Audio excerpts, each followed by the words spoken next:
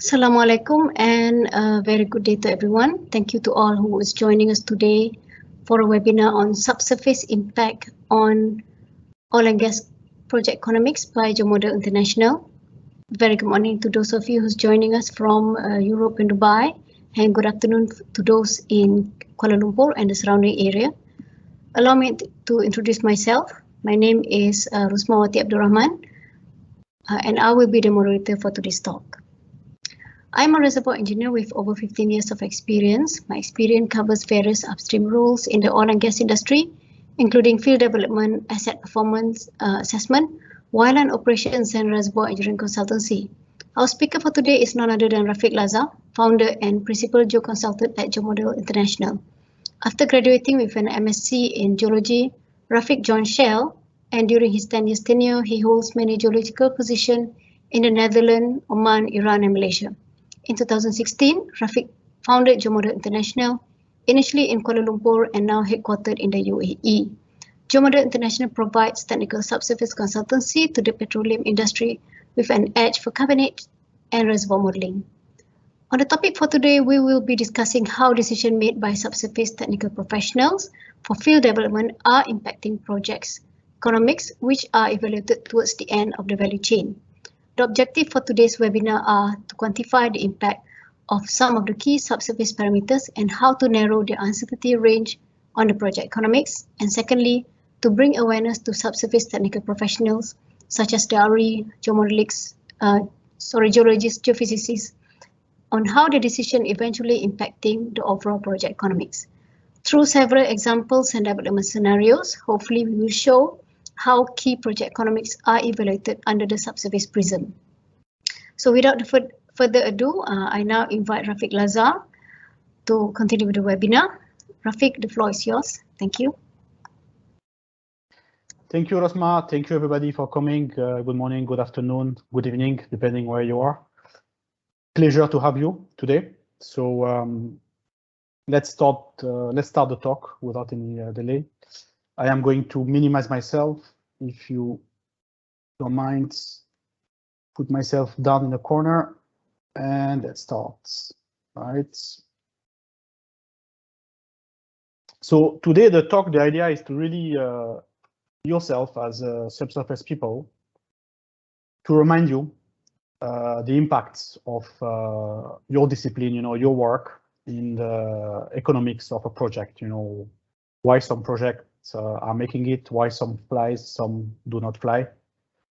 So that's the idea of today's talk. And so the content we'll see first some paradigms of EMP projects, very generic, just as a refresher. And then we'll talk briefly about investment decision and the EMP maturation funnel. Then we'll have to give you very basic notions of petroleum economics. We will touch upon cash flow, the time value of money, and then the criteria for economic decision. It's very important. We'll have one slide about the tool that we've used, our proprietary tool for the evaluation of the economics. Then we will talk about subsurface impact, and then we will touch upon a couple of case studies and scenarios before we conclude. Yeah.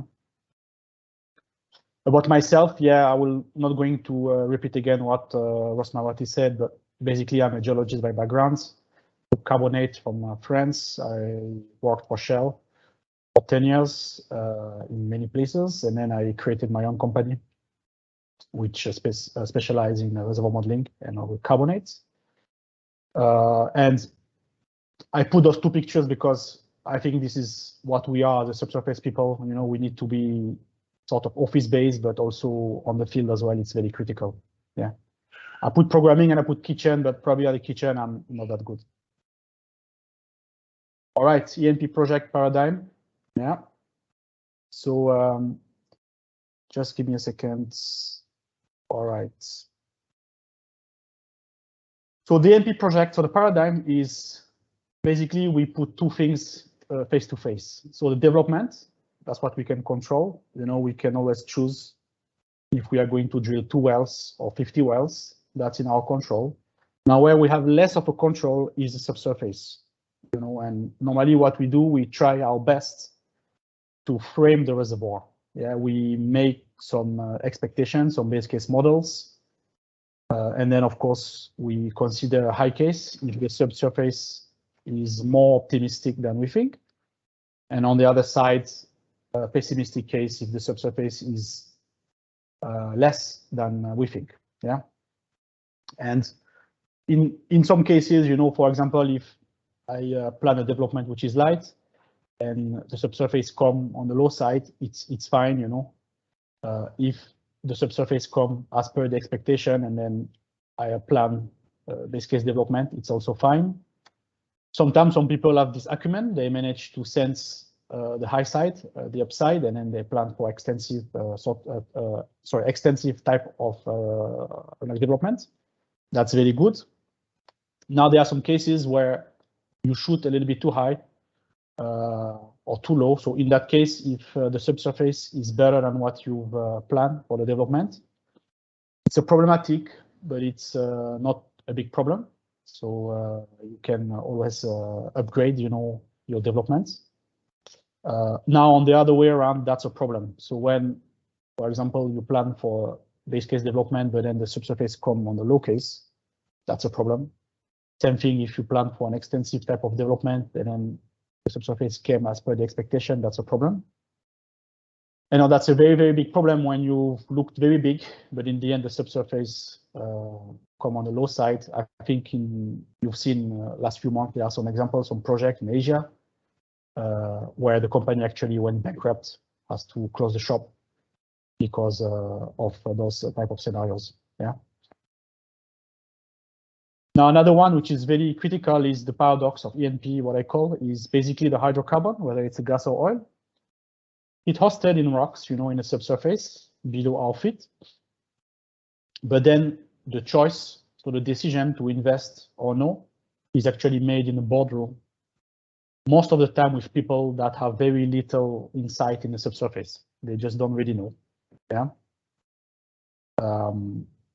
But that's fine because basically that reflects the fact that the ENP is not only technical. So technical is it's only one aspect. You know, they have the economics, commercial, organizational, and the politics as well that play a role. Yeah. Investment decision and ENP maturation funnel. Yeah. So investment decision is probably the most important stage of an ENP project, because it has a huge impact on the company and on the government, because you will put a lot of money. In some cases, it's billions of US dollar. And it's very difficult to reverse. Once you decided that you will go ahead, very difficult. And of course, there is a risk, as I just explained now, you know, the subsurface is unknown.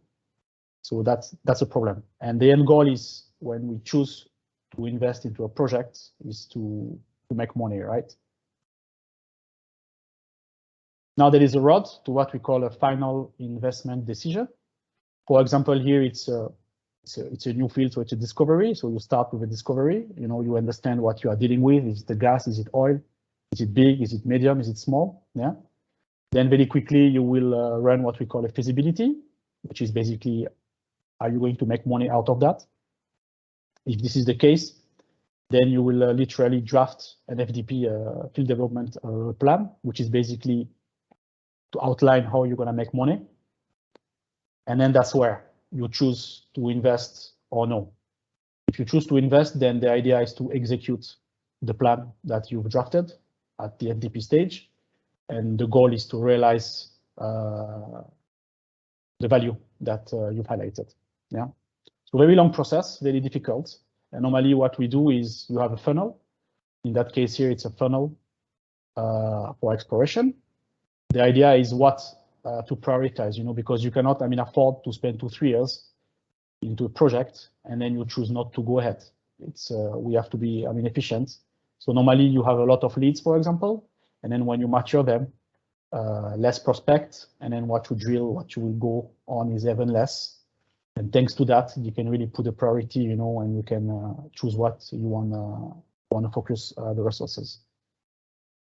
You can have a funnel for exploration, activities with your wells, for development as well. So it's you can have a lot of them. Yeah. Let's talk now about basic notion of petroleum economics. The very first one is a cash flow. Everything starts with a cash flow. You know, even non-petroleum. You know, if you have like a shop, you know, you need to know how much you make, how much you generate, how much you spend, how much you cash in, monthly basis, quarter basis, yearly basis. And basically, so the cash flow is two elements: the outflow, which is basically the money you spend.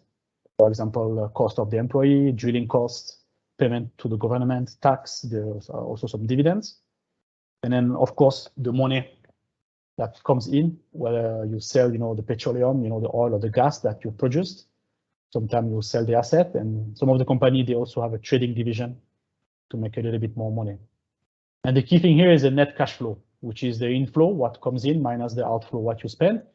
And if it's positive, then your cash flow is positive, right? You are making more than you spend. And if it's negative, then basically you are spending more than you are making. Yeah. So for EMP project, normally what you do is you have your cash flow over the time of the project. Yeah. So it's a model here, but then every year, then you populate with actual data. Yeah. And it starts always with a negative, because the first year, this is where you're gonna make a lot of expenses, you know, whether it's facility, drilling. Yeah. And then the following years, when you start to produce the oil or the gas, you become what we call cash flow positive. Yeah, when you produce more. There is at some point a payback year where the cumulative cash flow goes back to positive. Yeah, we call it as a break-even. There is a plateau, which is very critical, is where you produce at full regime and when the returns are maximal. There is a drop when you exit the plateau, most of the time due to the reservoir, because your reservoir is so it's limited. And then there is tail end, where the production is really really marginal, hence the return as well. And that's near the end of the field life. Yeah.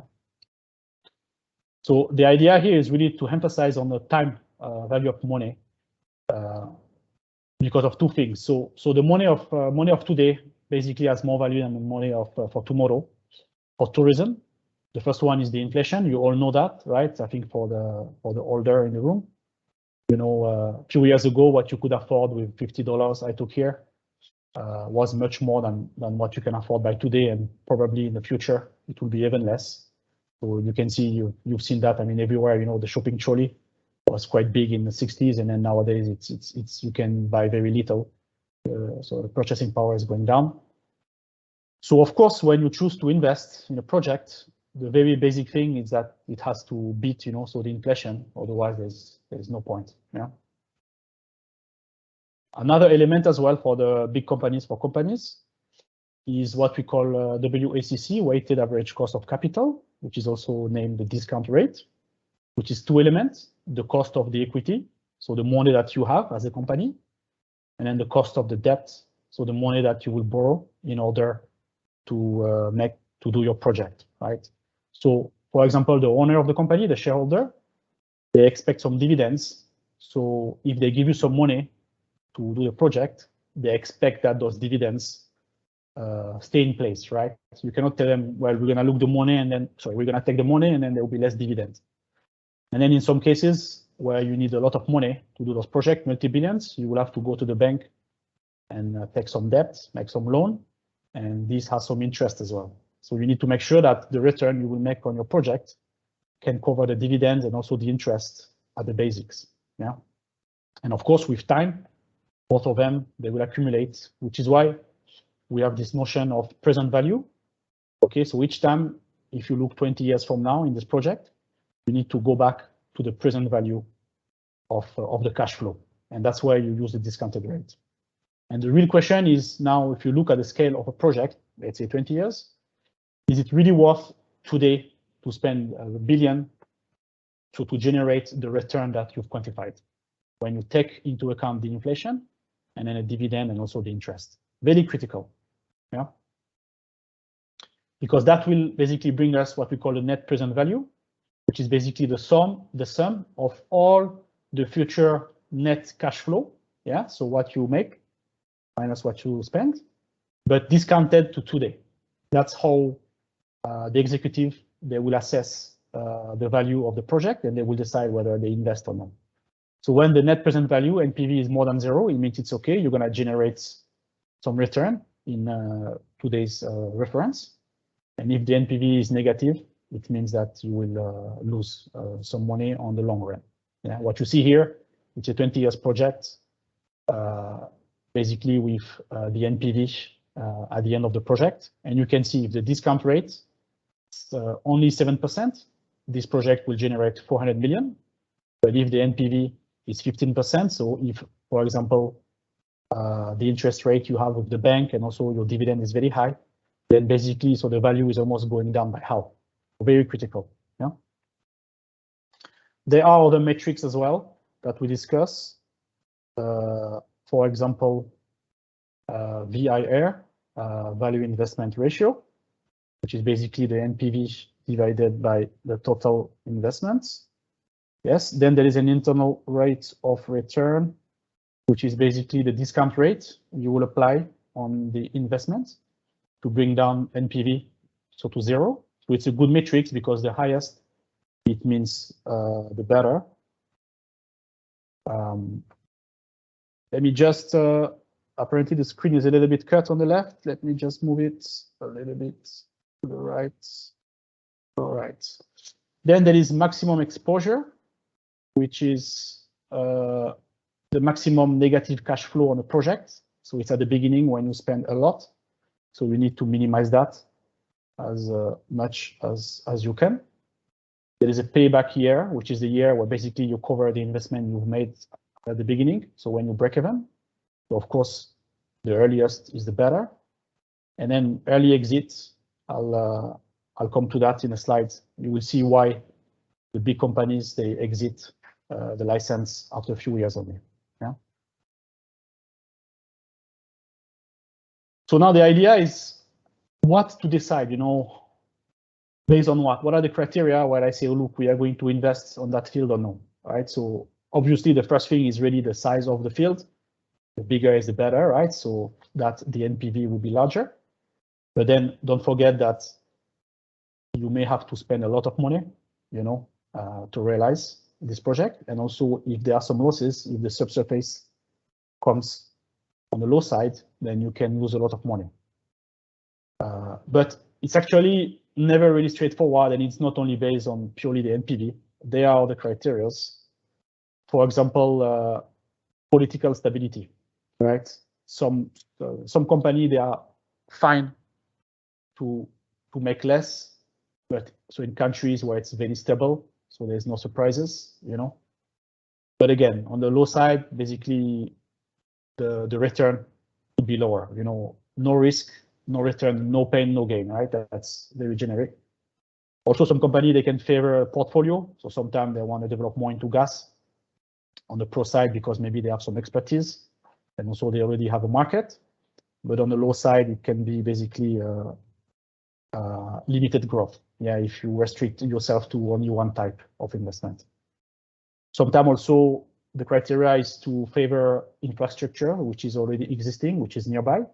So you can try to synergize and then you can reduce initial investment. But again, that could limit your growth on the low side. Sometimes as well, you want to expose yourself to the minimum. So you don't want to spend too much at the beginning so that your payback time is faster. But again, if sometimes, if you don't spend too much, then so the return could be smaller. One of the criteria as well is the market. You want to be near one of the market, which is key for you, so that your consumer is already there. So if, for example, you develop a gas field near the India, which is a big population, so it's good at least you can sell the gas straight. But then you can create some dependency. It's never good to only depend on one customer.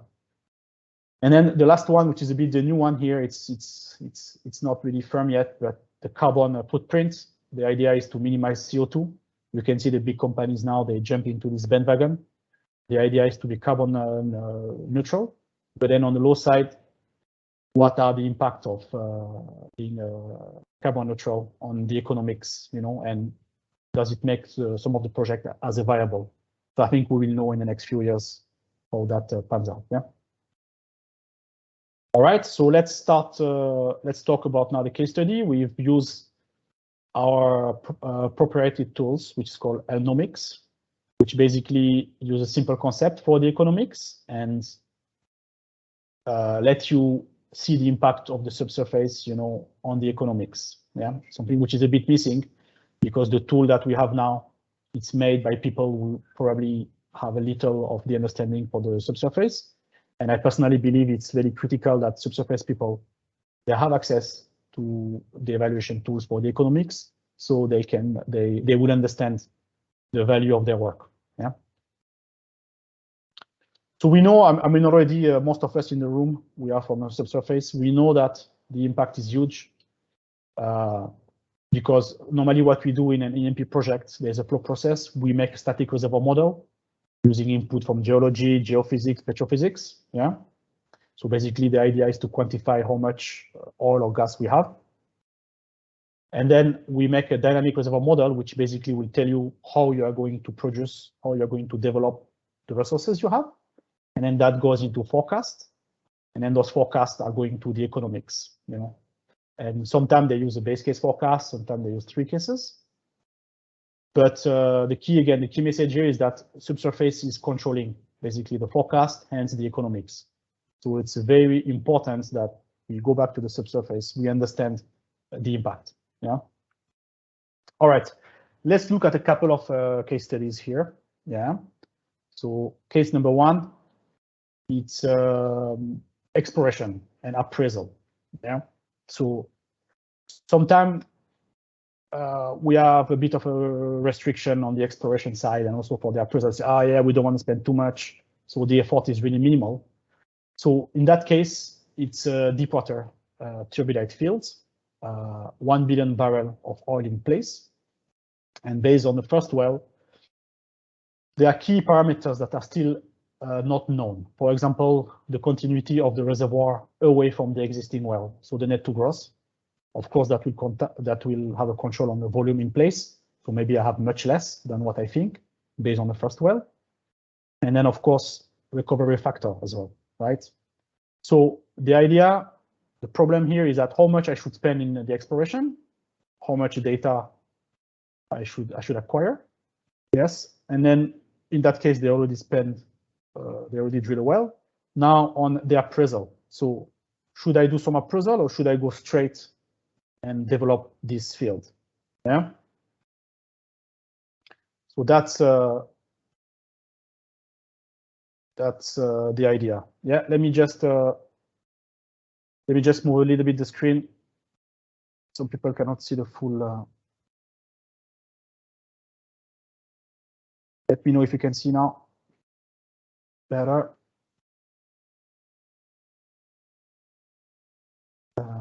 Yeah, that should be better now. Okay, cool. Let me continue then. All right. So the idea is that how much should you, appraise? Do you go ahead with this project? You think there's 1 billion barrel of oil in place? Then based on that, you develop, or you appraise more. So the operator here, they drill a first well, okay, for 50 million. So based on that, 1 billion in place.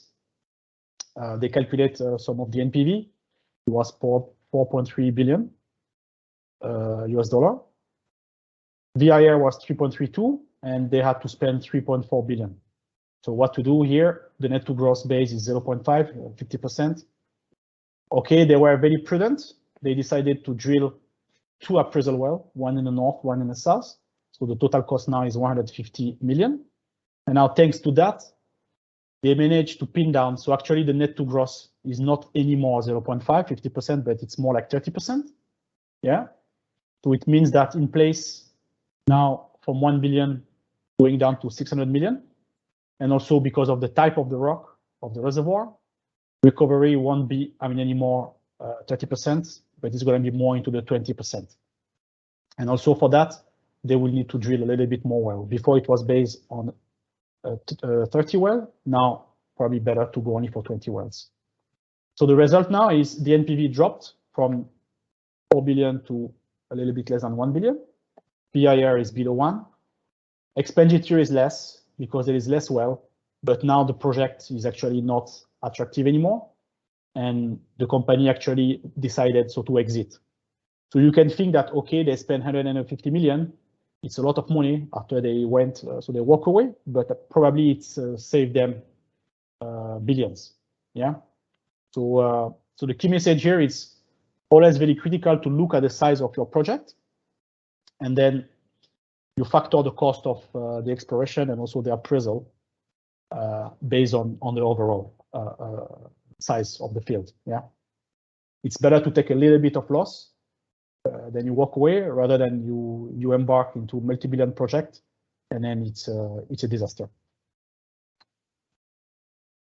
Case number 2, so that's a project onshore. It's a classic reservoir. There is 500 million barrel of oil in place, and the idea is how many wells they should drill to develop the resource, right?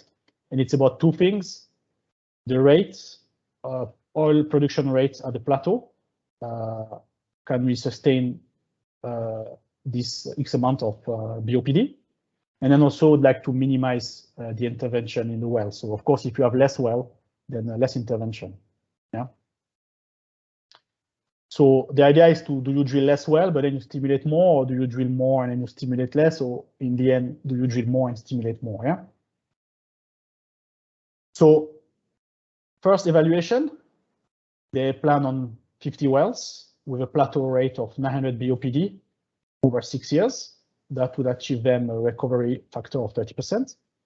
In that case, the NPV is 2 billion, VIR is 6, and they will have to spend a little bit less than 1 billion US dollar. So the question is, if we drill more wells, is it better? Let's see. Now there is a case where instead of 50 wells, you go for 100 wells. The plateau rate this time is only 600 BOPD. Of course, there's more wells. You are gentle on the reservoir, you pull less. So recovery factor is much more, it goes from 30 to 40%. Yeah. In that case, the NPV, it goes up because you recover more. VIR goes a little bit down because you have to spend a little bit more, there's more wells to be drilled. So the key message here is that the plateau rate is more sustainable. Probably you will have OPEX a little bit less, but then you will have to spend more money. You see 1.6 billion versus 1 billion. So here it's a bit of a tricky, and probably what will go down is really the availability of funds, exposure, how much they can have loan from the bank at the interest rate. Yeah. Case number 3, the aquifer strength, early water breakthrough. So here it's a project offshore. It's a carbonate, it's a gas field, 2 TCF. And basically it's a white structure, short column. Yeah. And they really don't know what's the strength of the aquifer. If the aquifer is strong, then there is a high chance that the water will break through very quickly in the reservoir. And the tricky part is that at the FDP stage, they don't know yet strength of the aquifer, which is very normal. As you produce, you will know. Now the risk is that if the water comes, that will reduce recovery factor unless you drill more wells, and that's the problem. So on the base case here, they plan that the aquifer is low to moderate, so which means that they will be able to achieve a recovery factor of 75%, and they committed that as a sale, so they need to deliver 75% of 2 TCF. Yeah. And the idea is to drill 5 wells to be able to produce 130 million scarf per day for 4 years. So based on that, the NPV is a little bit less than 2 billion. VIR is 3, and they will have to spend 1.2 billion for that project. Now, what if the aquifer is strong? Yeah, what if the water will come earlier? So if the aquifer is strong, now the company is a bit stuck because they committed to sell 75% of the gas. But what it means that your well will water out, so the gas rate will go down, so you probably need to drill more wells. So in this case, you need to go from 5 wells to 10 wells. Yeah. And then the plateau rate will be much gentle, 65 million scarf per day. In that case, the NPV goes down to 1.6. The NPV also goes down to below 2, and of course they'll have to spend more money. So here it's really dodgy because probably there's a chance that the project is really marginal, in terms of gain, if you compare what you spend versus what you generate. But the problem now is there is a commitment, so they need to deliver this gas. So the key message is that I think it's really critical at the very beginning when you draft your FDP, before you commit, to sales, to make sure that you cover all the scenarios, and to basically turn all the stones, the aquifer. What if it's strong? What will happen? Yeah, very critical. Case number 4 is more like, so to illustrate why the big so the IOCs, for example, for companies exit the license early. I think, for example, in Malaysia, you've heard there's a lot of companies that are walking away now. So what's the reason for that? And I think we'll see it's very easy to understand. Is basically when you exit the plateau phase of your development, yeah, you will see that the NPV, if I would stop somewhere here, the NPV is very similar to the NPV at the end of the project. Yeah, because as you know, the marginal, so the tail end is very marginal. So the return are not that high. And at the same time, the facilities is aging.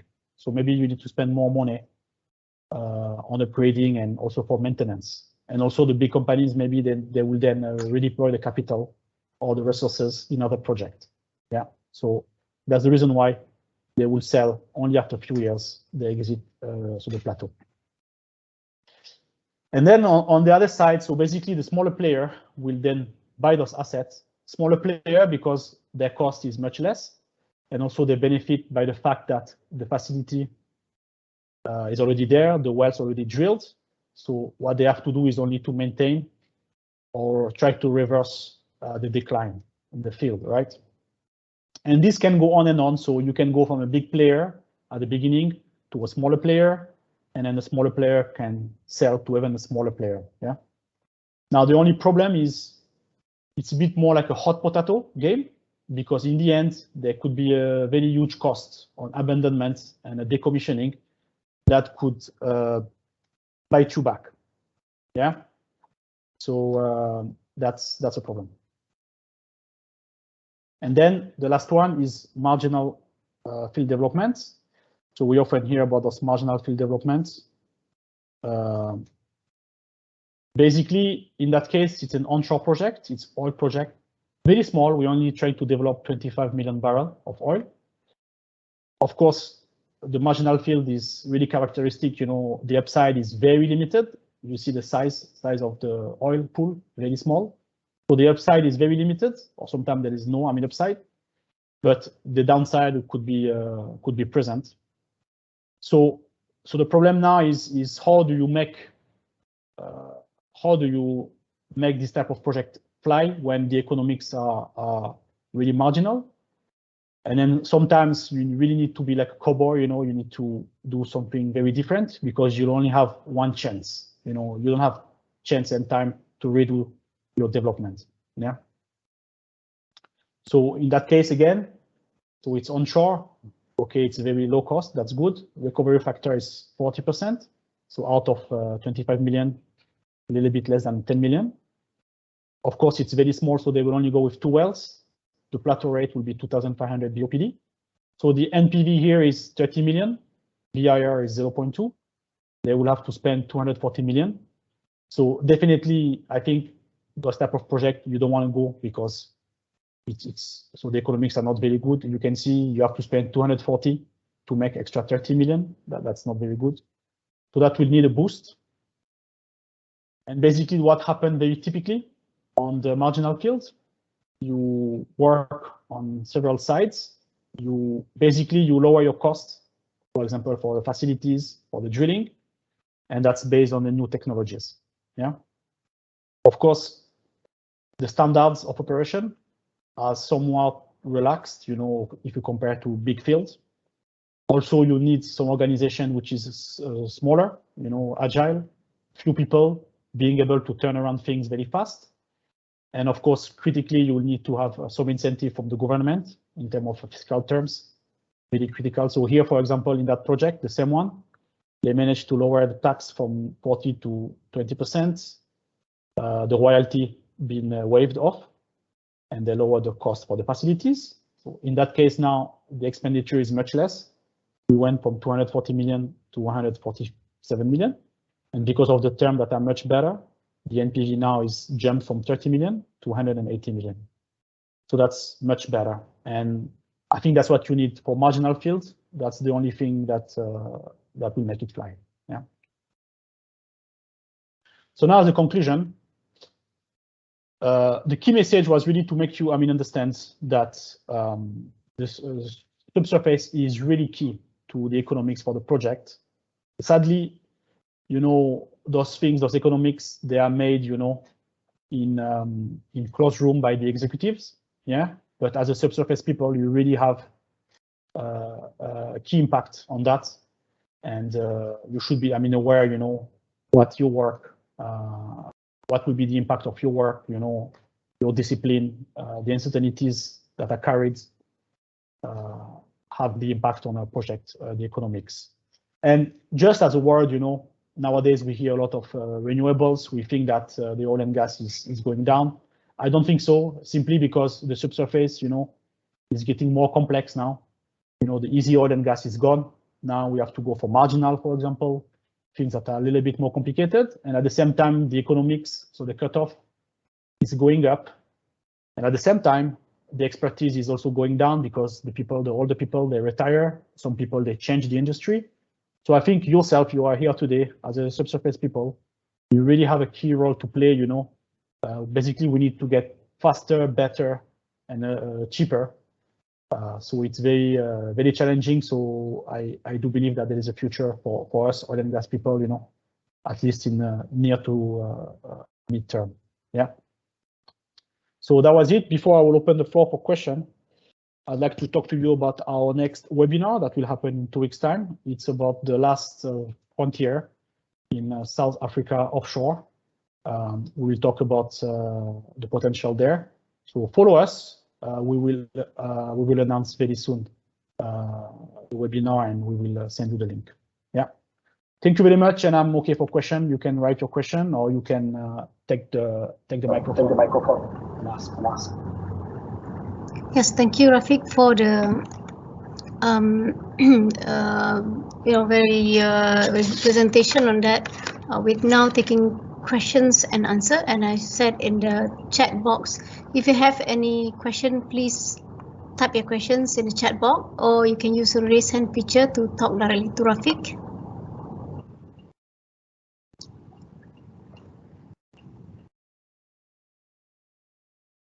So far, there's no question, Raffik, but yeah, I just have maybe I'm guilty on that too, because as a reservoir engineer, we were told to stand our ground, and we feel that we need like a certain amount of well, then that's what we need, and then the economics have to fight some numbers to get it done. So what is your what is the balance between the RE needs and facilities need, and finally for the company to make some money?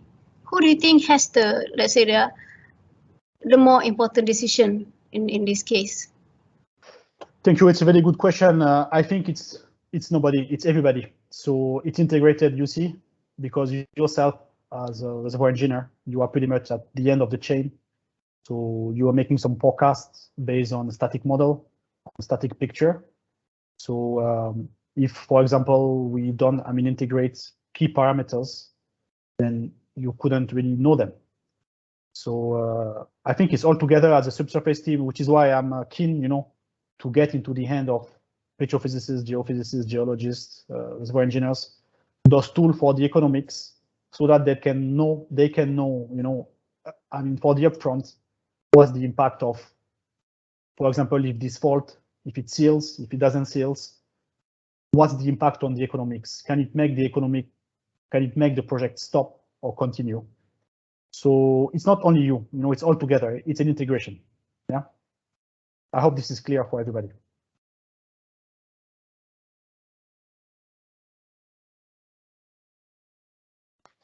You can take the mic if you want to ask a question. We're not many people, so go ahead. You can unmute yourself. So we have someone raise hand, Mazin Al-Salmani. You can ask a question now. Yes, good morning. Can you hear me? Yes, very well. Okay, thank you very much, Raffik, for this nice, well-presented presentation between economics, technology, and geoscience, of course. But I have a question regarding the risk when we are planning to develop some fields. Will the new technologies of artificial intelligence, machine learning, will help to minimize and reduce the risk associated with subsurface? And if yes, are the companies now pushing more those technology to develop those technology, or they are, when the oil prices goes down, they are going away from that way? Thank you. Thank you, Mazin. Thank you for being here. Really appreciate it. Thank you for your question. So yes, it should. Of course, you see, now, I mean, okay, so for nowadays, we should be better. We shouldn't do the mistake that we've made 20 years ago. And I think as a human, you know, sometimes we forget things, you know, people, they change the company. So that's why I think the AI, for example, a new technology would help, because then you're supposed to always have like a learning curve, which is very high, and you know what works, what doesn't work. Now, the companies, of course, in the region, you are from Oman, I think, you know, in the region, ADNOC or PDO or Aramco, they are chasing that. They have teams, you know, for AI, for machine learning. So they see that there is a value, you know, of using those new technology, you know, to be better. Now, to me, the challenge, I'm yet to see very practical usage of those new tools. So far, it's on the paper, you know, it looks great. Okay, we can do this value, but now let's put it on real case, you know, real life case, and let's see how it helps. Of course, you need, you know, for example, now, I'll give you one example for the exploration. Is there any type of reservoir, any type of settings that we haven't drilled? I don't think so. I think we've drilled all the type of reservoirs, all the type of overburden, but we don't know. Maybe because if I only see some carbonate fields, then I don't know how clastics they will behave. So I think a tool that could, you know, make accessible, you know, the knowledge of all type of reservoirs to, I mean, everybody, then to minimize the chance of having a dry well. You see, so there's a lot of usage, but at the moment, I think it's still early. I'm yet to see really new technology that shows, okay, yes, we've saved X amount of money because we're getting better at that or that. Yeah. If I may add, I agree with you. We haven't seen that much implementation of those technology yet, especially here in Oman. You know, the petroleum systems and reservoirs here are very complex. Very complex, yes, yeah. Very different. Yeah, and I think there are still a lot more discoveries to come. Just recently, in few last years, they announced new discovery in offshore Masira, which was underexplored. So I think with the help of those technology, we should see more discoveries coming up. Yes, I think it will come. Just I think it takes a bit of time. You know. So the oil and gas, it's not easy, you know, to change things. You know, we like to stick to the way we've always done. The new generation, like you guys, you know, the young blood, you know, then you will come and make a difference. You know, you adopt those technology very fast. So it will come slowly. We'll get better with the new technology. I have no doubt. Yeah, to recap on that, Raffik, I've heard about the offshore fields in Norway. If I'm not mistaken, it's called Johan. It was an old oil field, and you know, with new technologies, you can uncover more, you know, hidden lands of oil that has not been discovered before. Thereby, with new technology, you can get more oil out of the old oil field that you thought was impossible before. True. Right. So it's a new technology. The field is Johan Sverdrup. It's a new technology and also new thinking as well, because sometimes you need to have a new thinking. You know, you need to challenge things that were done in the past. You know, I think that's really the key thing here. To be a bit, of course, there are some balance. You know, not enough to question, I mean, everything, but sometimes it's really worth to think again, especially when you are young. You know, you have fresh eyes, new concept, very different. you are not yet formatted to what you used to see. So that's where you need to be really, you know, a bit crazy and don't put any limitation on yourself. If you think that thing is worth, that could fly, this reservoir is not dry, then you need to propose, yeah. Thank you, Rosmawati. There's a question from Mr. Saad. Yes, Mr. Saad was asking you, can you please share your point of view regarding carbon storage, carbon tax, and can we make money out of carbon capture and storage? Yeah, it's a question that comes often. It's let me get back to the slides. It's all the way down, right, in the table. I think I need to, yeah, I'm okay. I'm gonna put myself a little bit up. So it's a very challenging because at the moment, at least I myself, I don't know exactly. We know that we need to reduce so the CO2, okay, becoming as a neutral. So it means that whatever you generate as a CO2, you need to basically take it out from the system one way or the other. So either you make some project specifically, you know, to, for example, re-inject the CO2 into the ground, or you do some offset, something else. Yeah. So the thing is that, for example, if you inject something into the reservoir, you don't make money, right? Actually, you are spending money. There's no return on that. So, and that will impact because maybe you need to drill well, make some facilities. So I'm yet to see, you know, how you make that, the CO2, the storage, you know, economically viable.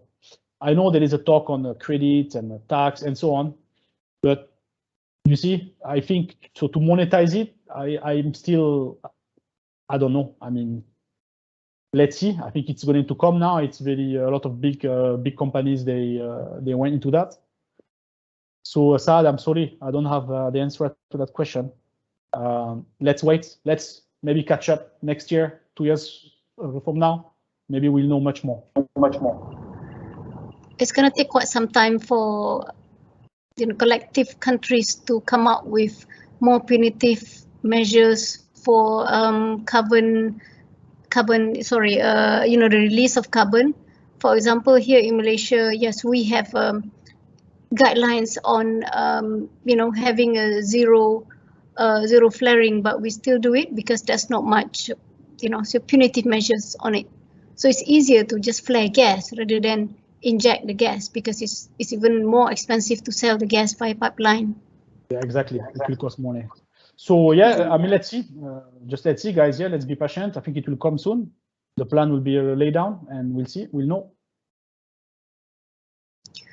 Okay, so far there's no more other question. Is there any, let's say, a final message that you want to share? I'll wait another 2 minutes if somebody has a last question. Yeah.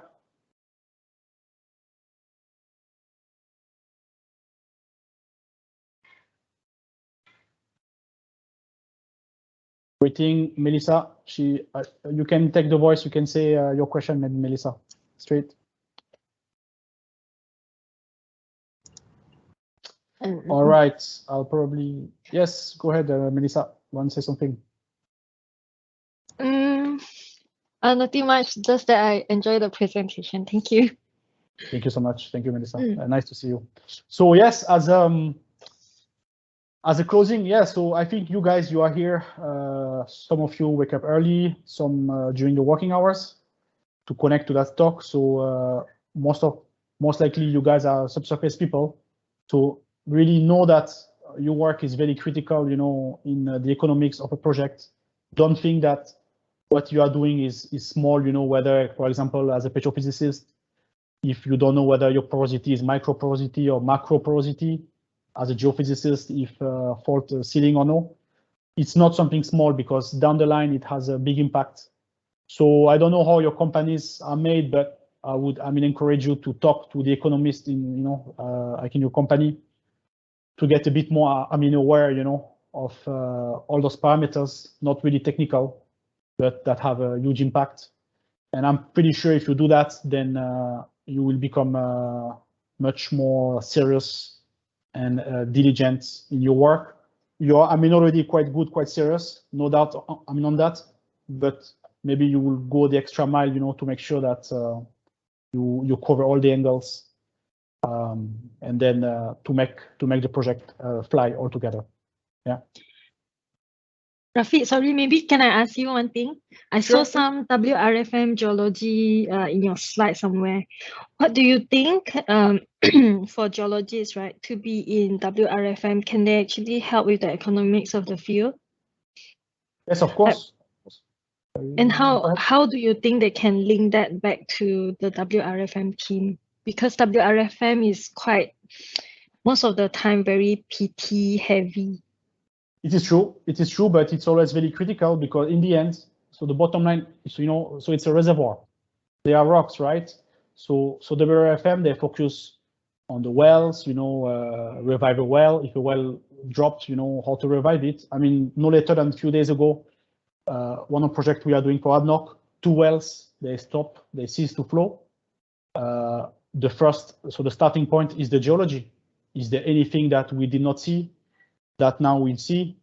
Is there, I don't know, some fractures? Is there some water, entry in a reservoir through fractures, through a small fault?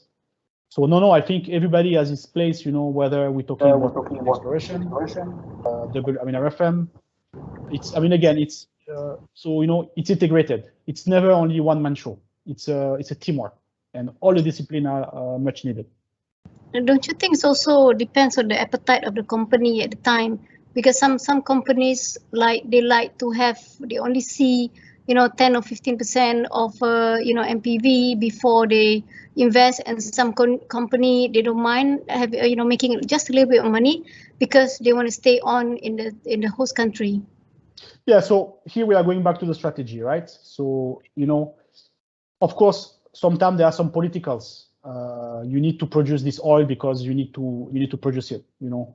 Yes, there's a lot of factors, but I think how you have to look at it is on the long term. If you make little money and after a few years you need to take a loan or the company is losing money, then this is bad. So, which is why it's not really technical. You also need to look very far. What are the trends, non-technical trends? The economics, the politicals, the organizational. It's very difficult. It's like a cruise ship, or like the Titanic. You need to see the iceberg very, very far before so you hit it, so you can steer. But I think the challenge for the companies is always a reactive mode. Once you hit some some iceberg, then you decide what I do. So here again, as a subsurface people, you have this vision, so don't be shy, talk to the economist, talk to the CEO, don't be shy.